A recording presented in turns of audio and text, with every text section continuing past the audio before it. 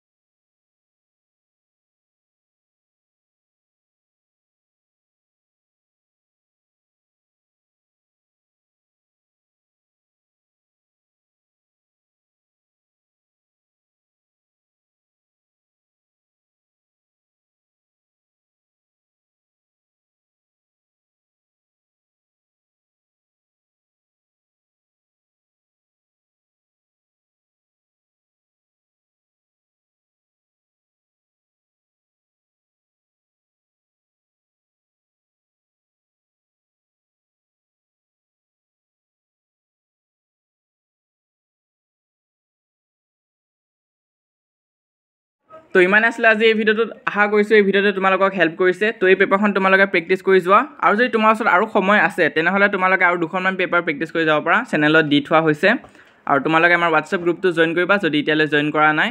তাত আমি আৰু পেপাৰছখিনি দি থাকিম। আৰু এইটো হৈছে আমাৰ ইনষ্টাগ্ৰাম হেণ্ডেল, তাত তোমালোকে মেছেজ কৰিলে আমাক পাবা। তো বহুত ষ্টুডেণ্টছে ফলো কৰিছে, তোমালোকে যদি কৰা নাই সোনকালে কৰিবা।